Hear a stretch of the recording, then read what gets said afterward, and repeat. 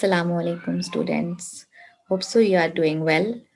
Video title से अंदाज़ा हो गया होगा आप लोगों को कि आज के लेक्चर में हम लोग क्या पढ़ने वाले हैं। So without any further wait, let's get into today's lecture. तो हम लोग चल रहे हैं सिक्योरिटी अटैक्स की तरफ, ठीक है। और इसमें हम लोग इसकी दो कैटेगरीज को देखने जा रहे हैं।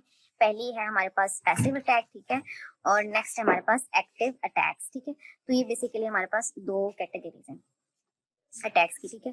ओके, तो जो पहली कैटेगरी है हमारे पास है जी पैसिव अटैक की। उसको पहले डिटेल में डिस्कस करते हैं, ठीक है, और फिर हम लोग डिस्कस करेंगे एक्टिव वंस को। पैसिव अटैक ऐसे अटैक होते हैं जिसमें सेंडर और रिसीवर को नहीं पता होता कि अटैक जनरेट हुआ है। सपोज फॉर एग्जांपल हमारे पास ए जो है ये सेंडर है, ठीक है, और जो बी है ये है रिसीवर। आप एरो से अंदाजा रखिएगा क्योंकि मैं अभी सेंडर रिसीवर दोनों नहीं लिख सकती, ठीक है। तो ए सेंडर है, बी हमारे पास रिसीवर है।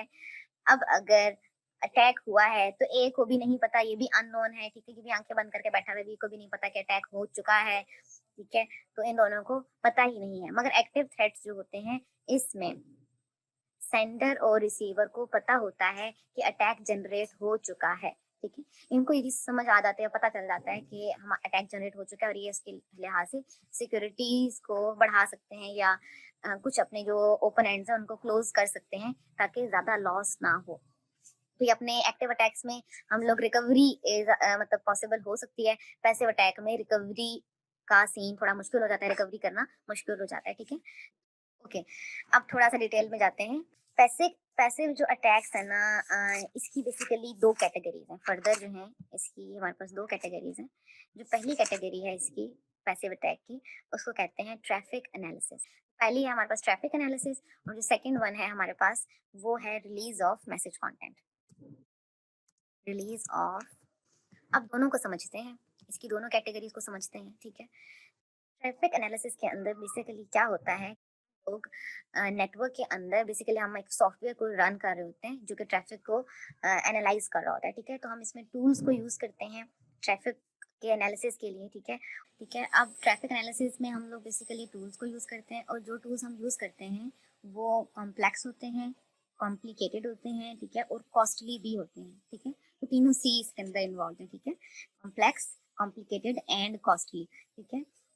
मगर ये इंटेलिजेंट बहुत ज़्यादा होते हैं। जो टूल्स हम लोग यूज़ करते हैं ये इंटेलिजेंट बहुत ज़्यादा होते हैं, और इसको समझने के लिए भी बेसिकली हमारे पास जो एफिशिएंट बंदे होते हैं जिनको अच्छी खासी नॉलेज होती है वही इसके ट्रैफिक को समझ, क्योंकि ये आपको दे बहुत कुछ रहे होते हैं। तो आपको अंडरस्टैंड करना कि ये ट्रैफिक कहाँ से आ रही है, किस सिस्टम से आ रही है। आप एक ट्रैफिक एनालिसिस का सॉफ्टवेयर यूज करेंगे, ठीक है, या स्निफिंग, इसको स्निफिंग सॉफ्टवेयर ही बोलते हैं।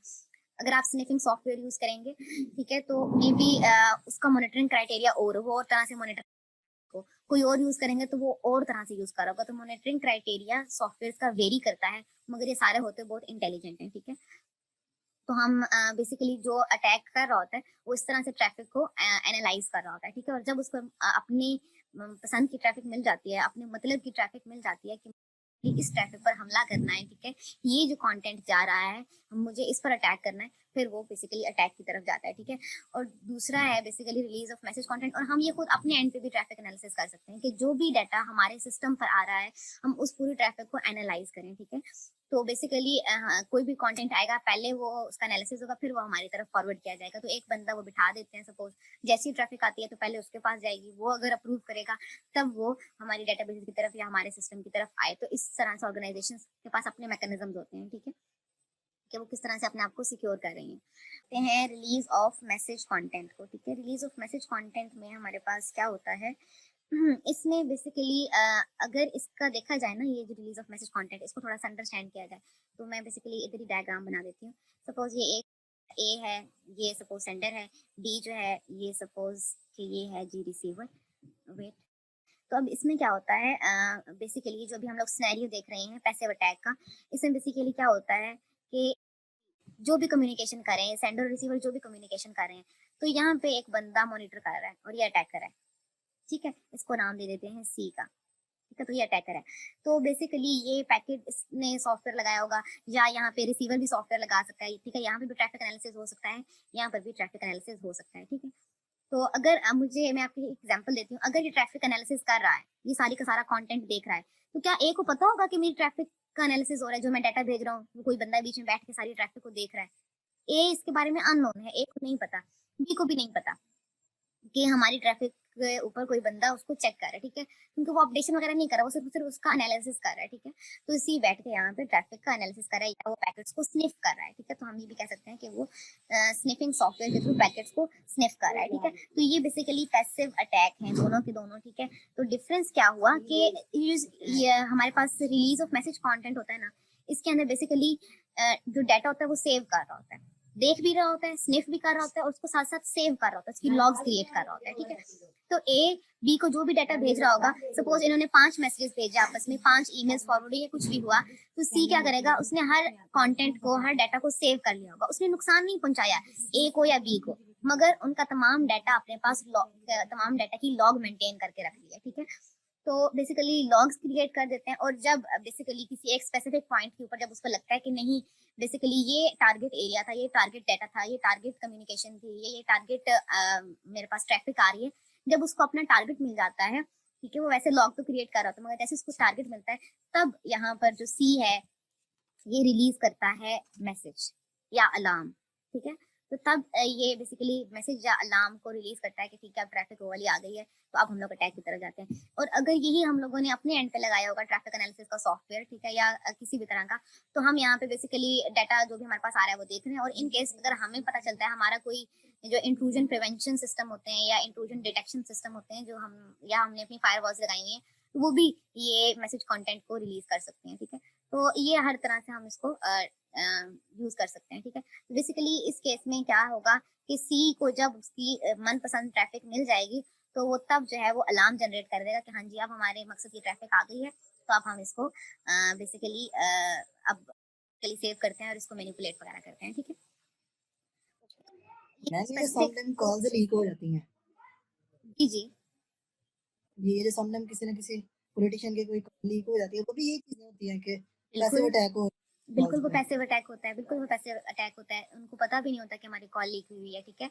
जब नहीं पता तो ऑफ कोर्स पैसिव अटैक की कैटेगरी है, ठीक है? अब हुआ किस तरह से, उसमें दोनों केसेस आ सकते हैं, ये कंबाइनली भी यूज हो सकते हैं कि ट्रैफिक एनालिसिस भी करो साथ ही मैसेज कंटेंट भी रिलीज करो। तो इसी तरह से ये जो पॉलिटिशियंस होते हैं इन पर तो हर मतलब उन्होंने बंदे बिठाए होते हैं अपने इनके ऊपर एनालिसिस करने के लिए ना, इनकी ट्रैफिक का एनालिसिस करने के लिए, इनकी मशीन्स का एनालिसिस करने के लिए, तो उन्होंने अपने बंदे बिठाए होते हैं। तो कोई स्पेसिफिक पैरामीटर्स पर अलार्म जनरेट किए जाते हैं, इसी चीज को हम क्या कहते हैं कि रिलीज करना मैसेज कंटेंट, ठीक है? तो किसी मैसेज अलार्म की सूरत में भी हो सकता है, कुछ पैरामीटर्स की सूरत में भी हो सकता है, किसी भी सूरत में हो सकता है, ठीक है? ओके, अब जल्दी से चलते हैं हम लोग एक्टिव थ्रेट्स की तरफ, ठीक है? एक्टिव थ्रेट्स जो होते हैं इसकी टोटल 5 कैटेगरीज हैं, ठीक है? ओके, एक्टिव थ्रेट के अंदर बेसिकली होगा क्या, हमने यहाँ पर देखा कि यहाँ पर वो नुकसान नहीं पहुंचा रहे थे, वो अपने तौर पे अलार्म जनरेट कर रहे थे और ट्रैफिक का एनालिसिस कर रहे थे, मगर एक्टिव थ्रेट में क्या होता है, वो अपडेट करते हैं चीज़ों को, ठीक है? वो क्या क्या कर सकते हैं, वो अल्टर कर सकते हैं, यानी कि तब्दील कर सकते हैं, बेसिकली आप अल्टर को ही हम बेसिकली अपडेट कहते हैं, ठीक है? तो अपडेट कर सकते हैं, डिलीट कर सकते हैं कंटेंट को, ठीक है? और अपडेट में ये तीनों ही कह देते हैं, अल्टर में आप लोग ये समझ लें कि सीक्वेंस चेंज करके बेसिकली, ठीक है? ठीक है? तो मीन्स यहाँ पे जो मकसद होता है वो क्या होता है, ये 3 काम करना, ठीक है? डिलीट करना, अपडेट करना या अल्टर करना, ठीक है? और इसके अंदर सेंडर और रिसीवर दोनों को समझ आ जाती है, क्योंकि जब चीज़ें डिलीट हो जाएँगी तो उनको समझ आ जाएगी कि अटैक जनरेट हो चुका है, तभी ये चीज़ डिलीट हुई है, वैसे डिलीट नहीं हो सकती थी। अल्टर हो गया तो भी समझ में आ जाएगा नहीं कि यहाँ पे चीज़ें अल्टर हो गई हैं, ठीक है? और अपडेट होगा तो भी समझ में आ जाएगा। तो इन तीनों केसेज़ में समझना आसान है, ठीक है? कि अटैक जनरेट हो चुका है।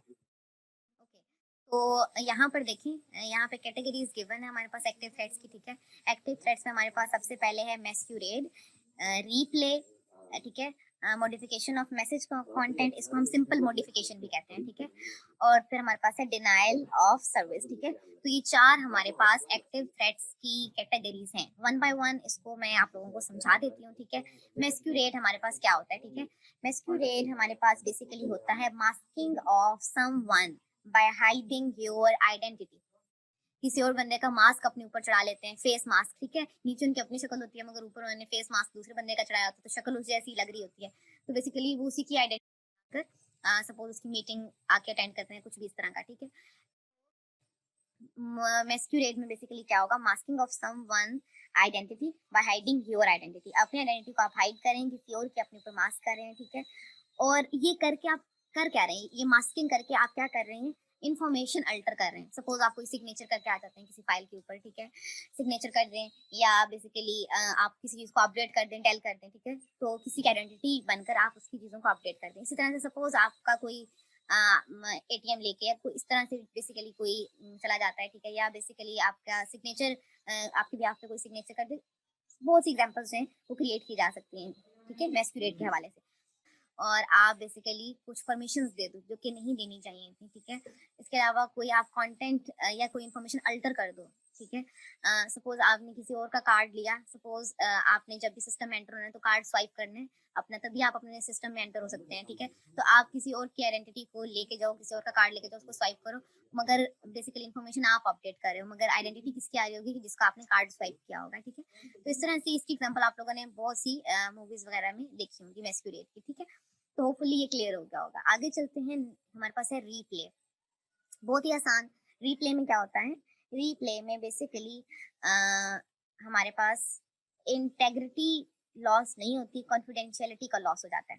तो रीप्ले का जनरल जो आप लोगों का मतलब होता है वो क्या होता है, सपोज एक चीज ऑलरेडी प्ले फॉर्म में है, आप उसको एक बार पॉज करो एंड देन अगेन प्ले कर दो, तो इसी को आप कहते हैं ना कि रीप्ले किया है। ऐसा ही है।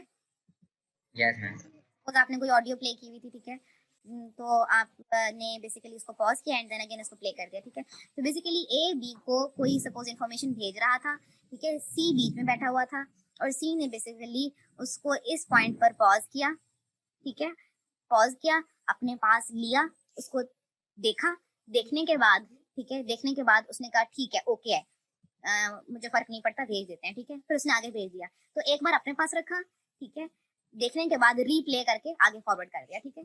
तो ये बेसिकली हमारे पास केस है रीप्ले का। तो इसमें वो कॉन्फिडेंशियलिटी का लॉस है, ठीक है, कि डाटा कॉन्फिडेंशियल जो था ए और बी के दरम्यान में, जो डाटा कॉन्फिडेंशियल था वो सी, ठीक है, तो कॉन्फिडेंशियलिटी का लॉस है, मगर इंटेग्रिटी का लॉस नहीं होता, ये डाटा को अपडेट नहीं करता। मैम ये एक्टिव सेंस में तो नहीं आएगा अगर पता ही नहीं चलना ए या बी को कि उनका डाटा कॉन्फिडेंशियलिटी लीक हो गई है। हाँ, मगर ये ऐसा होता है क्रिटिकल इन्फॉर्मेशन पे होता है ना, क्रिटिकल इन्फॉर्मेशन पे होता है, तो इस पे इन्होंने अपनी तरफ भी चेक्स लगाए होते हैं, ठीक है। सपोज ए ने एक चेक लगाया हुआ है कि क्योंकि क्रिटिकल कंटेंट है तो उसके ऊपर वो लोग बहुत मोहतात रहते हैं, ठीक है, कि इस पे कोई आके इसको सीन ना करे, ठीक है। तो उन्होंने सपोज टाइमिंग डिसाइड की हुई होती है कि इतने टाइम में या इतने सेकंड्स के अंदर बी को मैसेज रिसीव हो जाना चाहिए। अगर डिले आ रहा है तो लाजमन कोई बंदा बीच में बैठा होगा, लाजमन कोई ना कोई बैठ के बीच में कंटेंट को शक हो जाता है, ठीक है। ए या बी को शक यहाँ पे हो सकता है, ठीक है, तो किसी हद तक उनको जजमेंट हो सकती है, क्योंकि क्रिटिकल इन्फॉर्मेशन होती है तो वो ऐसे हाथ हाथ रख के बैठते नहीं है, वो इवन एक एक सेकंड को चेक कर रहे होते हैं कि अब तक क्यों नहीं पहुंचा, अब तक क्यों नहीं पहुंचा, यकीनन बीच में कोई मसला मसाइल आया, कोई हर्डल आ चुकी है, ठीक है। तो इस वजह से, क्योंकि जो नॉर्मल डाटा होता है ना डेली की जो ईमेल्स वगैरह है, इस पर तो वो नहीं लगाते रिस्ट्रिक्शंस, मगर जो क्रिटिकल कंटेंट होते हैं तो उसके ऊपर उन्होंने इस तरह की रिस्ट्रिक्शन लगाई होती हैं, तो साथ साथ ट्रैक कर रहे होते हैं कि इतने सेकंड में रिसीव हो जाना चाहिए था ये वो, ठीक है। तो जाहिर सी बात है सी ने जब तक उसकी कॉन्फिडेंशियलिटी को ब्रेक करना है तब तक ए और बी को पता चल जाएगा कि डाटा अब तक इतनी देर में आ जाना चाहिए था, अब तक नहीं है। नेक्स्ट है हमारे पास मॉडिफिकेशन। ये अक्सर रीप्ले के साथ यूज होती है, मीनिंग कि मॉडिफिकेशन और रीप्ले दोनों कंबाइन होकर यूज किए जाते हैं। मॉडिफिकेशन में क्या होता है, यही एग्जैक्टली यही वाला काम होता है जो ये वाली मैंने आपको एग्जांपल बताई, ठीक है, यही चीज होती है। मगर बस होता क्या है कि ए जब डाटा भेजेगा बी को, ठीक है, ए डाटा भेज रहा है बी को, तो यहाँ पे जब सी ने इसको पकड़ा था तो सी उसको अपडेट कर देगा, उसको मॉडिफाई कर देगा और मॉडिफाइड डाटा भेज देगा। तो जब सी मॉडिफिकेशन करेगा तो इस केस में हम क्या कहते हैं कि ये बेसिकली मॉडिफिकेशन हो गई है और ये रिप्ले के साथ यूज होती है, ठीक है, समझ आई इस चीज की। और इसमें इंटेग्रिटी का भी लॉस होता है, ठीक है। तो रीप्ले में सिर्फ और सिर्फ कॉन्फिडेंशियलिटी, मगर मॉडिफिकेशन में इंटेग्रिटी एंड कॉन्फिडेंशियलिटी दोनों का लॉस होता है। जो लास्ट कैटेगरी है हमारे पास एक्टिव थ्रेट्स की, वो है डिनायल ऑफ सर्विस, ठीक है, इसको डॉस अटैक भी कहते हैं। आप लोगों में से किसी ने ये लफ्ज पहले सुना है, डॉस अटैक? Yes ma'am. क्या होता है ये? मैम ये इंटेंशनली सर्वर्स पे इतनी रिक्वेस्ट भेजी जाती हैं कि उनकी अवेलेबिलिटी डाउन हो जाती है। बिल्कुल ऐसा ही है, ठीक है। ये इंटेंशनली हम लोग जब किसी सर्वर के रिसोर्सेज को कंज्यूम करना चाहते हैं, सपोज आपका मकसद ये है, आपका इंटेंट ये है कि सर्वर रिस्पॉन्ड ही ना करे, ठीक है, सर्वर क्यूरीज को रिस्पॉन्ड ही ना करे, उस पर इतना लोड आ जाए। ढेर सारी request at a time server की तरफ फॉरवर्ड करते हैं, ठीक है। और जब आप लोग इतनी ज़्यादा क्यूरीज या इतनी ज़्यादा रिक्वेस्ट सर्वर की तरफ फॉरवर्ड करते हैं इंटेंशनली, तो सर्वर लोड हो जाता है, ठीक है। तो वो जो हमारे पास कुछ जो एक्टिव यूजर्स हैं या जो ऑथराइज यूजर्स हैं, उनकी रिक्वेस्ट को भी अवेल नहीं कर सकता, क्योंकि उसके पास रिक्वेस्ट का लोड इतना बढ़ जाता है, ठीक है। तो ये बेसिकली होता है डिनायल ऑफ सर्विस अटैक, ठीक है। ये इंटेंशनल होते हैं, आप खुद भेजते हैं, ठीक है। ढेर सारी ये नेटवर्क में भी भेजी जा सकती हैं ताकि सर्विस अनअवेलेबल हो जाए, ठीक है। और जब सर्वर रिस्पॉन्ड नहीं कर रहा होगा, तो उस दौरान आप कोई भी क्लाइंट है जो सर्वर की तरफ कंटेंट भेज रहा है, उसकी रिक्वेस्ट को भी कैप्चर कर सकते हैं, क्योंकि सर्वर तो बिजी है, सर्वर ने तो क्यों मेंटेन कर दिया, सर्वर इतना बिजी है, वो रिस्पॉन्ड नहीं कर सक रहा। तो जितनी भी रिक्वेस्ट है आप उनको उसको चेकआउट कर सकते हैं उन रिक्वेस्ट को, कि बेसिकली। और ये बहुत ही मतलब कह लें ओल्ड मतलब कि अटैक करने की सबसे ओल्डेस्ट टेक्निक है और स्ट्रांग भी है, ठीक है। मतलब ये वर्कआउट भी करती है, ओल्ड है बेशक, मगर ये वर्कआउट भी करती है। अब इसी अटैक से बचने के लिए, क्योंकि ये बहुत ही पुराना अटैक है, तो सबको पता होता है डॉस अटैक का, इससे बचने के लिए सर्वर्स के पास अपने या जो क्लाउड सर्विसेज होती है, जब भी आप लोग नेटवर्क की बात करते हैं तो आप क्लाउड से सर्विसेज लेते हैं, तो क्लाउड वाले अपने ओन पे ये जिम्मेदारी ले लेते हैं कि डॉस अटैक होगा ही नहीं, ठीक है। तो अपने क्लाउड सर्विसेज वाले अपने उनके पास बहुत से मैकेनिज्म्स होते हैं डॉस को हैंडल करने के, तो वो ट्रैफिक सर्वर्स तक आने ही नहीं देते, ऐसी ट्रैफिक, ठीक है, डॉस अटैक की जो होती है, तो ट्रैफिक आने नहीं देते सर्वर्स की तरफ। ओके, तो यहाँ पर एक्टिव और पैसिव थ्रेट्स हमारे पास कंप्लीट होते हैं। यहाँ पर आज का लेक्चर होता है complete. So we will interact in the next lecture. Till then, Allah Hafiz.